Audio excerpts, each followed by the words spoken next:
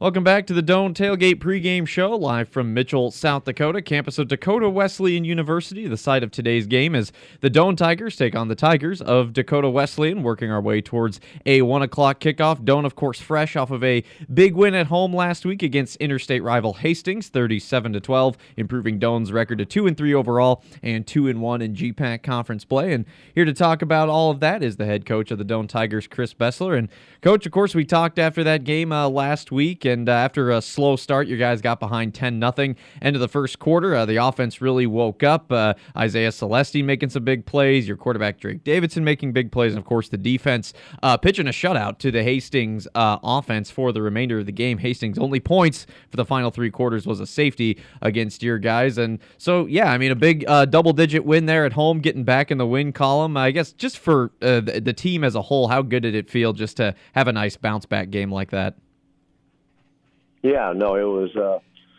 Our kids were happy with what happened and excited, and it's a big deal. Kind of get us back in the rhythm. It's probably I know it's the best rhythm we've been in this year to this point. So it was really good for our kids. Yeah, season high in points scored, season high with total offensive yards with 258. And, certainly the defense made some big plays there in that second half, a goal line stand in particular in that third quarter, which actually the fourth quarter, I beg your pardon. But still, yeah, a complete effort, especially on special teams. And speaking of that, I talked about this guy already, junior Isaiah Celestine, who was a transfer into this program. GPAC Special Teams Player of the Week this week, had a 82-yard punt return for the touchdown. The fifth longest punt return in program history. He also had 114 yards receiving through the air and a 67-yard score in the first half that got your guys on the board. I mean, what can you say about just how explosive Isaiah was on Saturday? Yeah, no, Isaiah had a good day. He's an explosive kid, and even throughout our first four games, there's been instances as a returner, both in punt return and kickoff return, that he's just been one guy away, missing one block type deal as far as breaking away. So, yesterday on Saturday, we held our blocks a little bit longer, and he was able to use his speed, get going, and get out in the open field.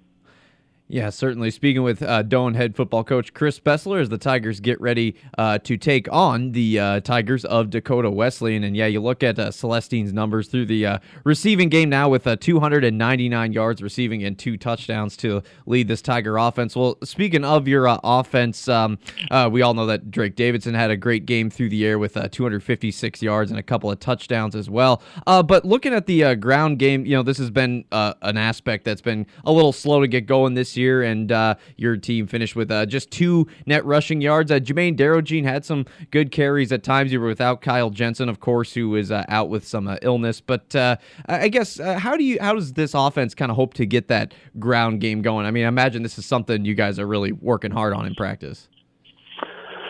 Oh yeah, it's been a point of emphasis for a while.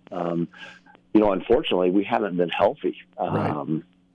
Offensively, and especially in our offensive line. So we've had some guys in and out and had to do some moving around because of injuries or sickness, etc. And especially in the offensive line, you need to.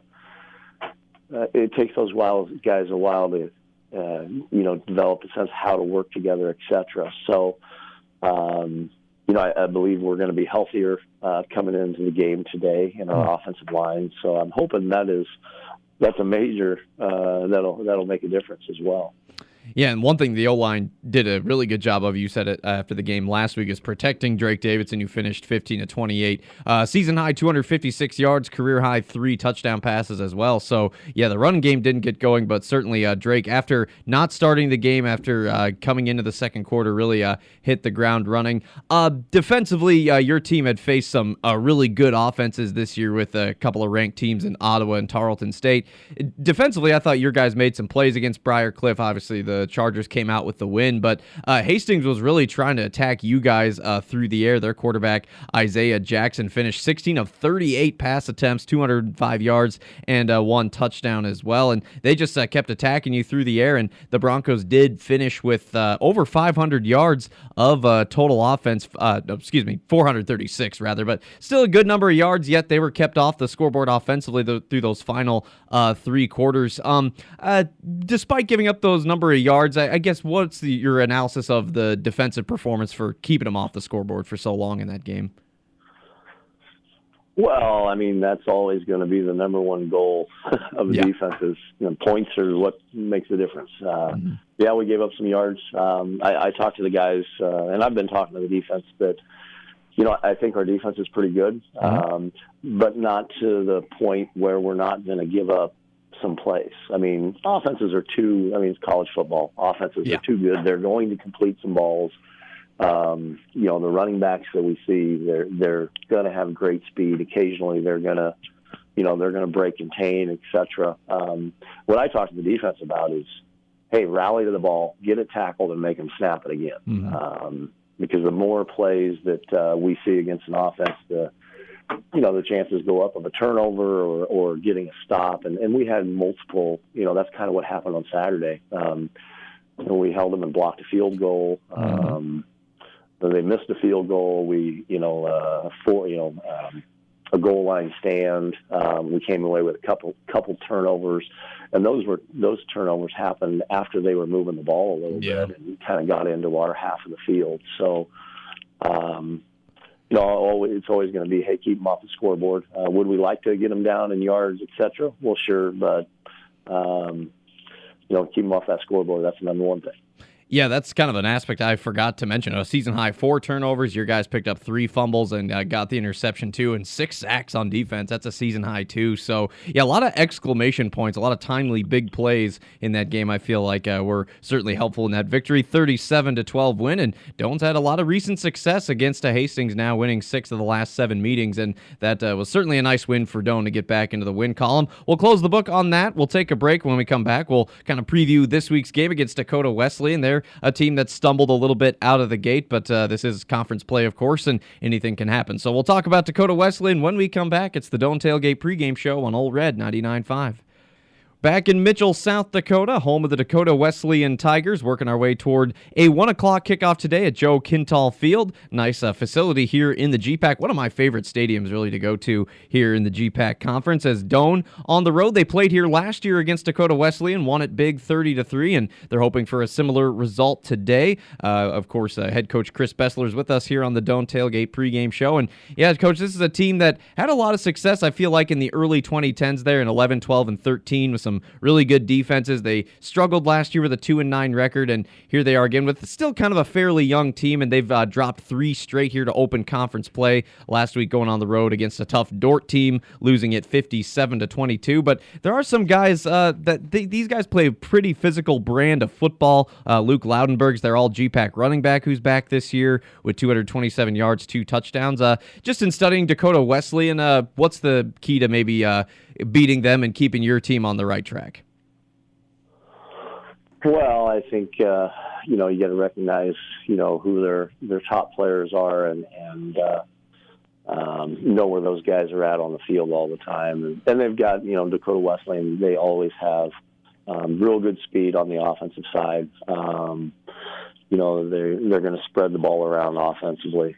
This year is no different. They have good speed, and they're going to try and get their skill guys the ball out in space. Defensively, they've always been they fly around. They're going to play with their pads down, and they're a blitz team, so they can cause a team problems.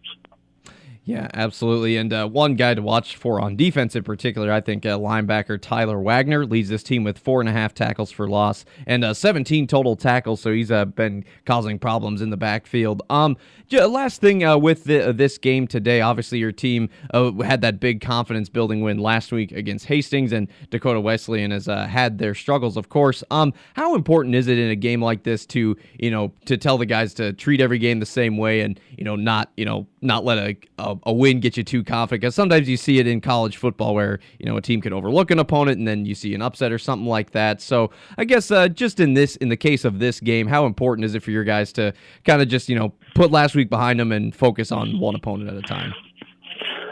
Yeah, that's going to be true every week. It's like I said, there's the teams we play, the league that we play in is very, very good, and anybody can beat anybody on any given day. Yeah. That is very, very true, and especially in the GPAC. So, the message is going to be the same going to our kids, and I think they've got a good understanding. You got to go out and week by week, it doesn't matter who you're playing. You've got to go out and execute what we're doing offensively, defensively, special teams, and you got to play with great enthusiasm and energy, regardless of who you're playing. So I don't think the message is different, really. Sure. We're going to need to go out and execute and be aggressive.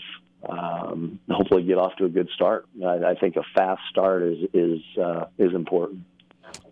Yeah, it's interesting. When your guys got down 10-0, it kind of felt like familiar territory from some of those games earlier in the year, and then your guys jumped out to that big lead with 20 points in the third quarter. And yeah, I think I made the comment that this season Doane hadn't played much from the lead, and so yeah, that's interesting. If getting off to a fast start, I think that could really set the tone and set Doane up well for the rest of the game, because yeah, a lot of opponents have kind of jumped on the Tigers here earlier this year, and obviously there's been a couple losses along the way, but Doane's ability to fight back last week, I think, was huge, and to play from the lead, they obviously did it well, kept Hastings off the scoreboard offensively, and yeah, this is a good opportunity, I feel like, for the Tigers ahead, a chance to go 500 overall and a chance to go 3-1 in the GPAC, so another chance for another bounce back to get a win streak going here this year, and we'll see what happens, but yeah, like you said, GPAC play, it can always be interesting, so I'm excited to see how this game plays out. Doane football coach Chris Bessler joining us on the Doane Tailgate pregame show. We're just minutes from kickoff. Doane on the road to South Dakota to take on Dakota Wesleyan today, 1 o'clock kickoff from Mitchell, South Dakota. Coach, as always, appreciate the time. We'll see you afterwards. You bet. Thank you.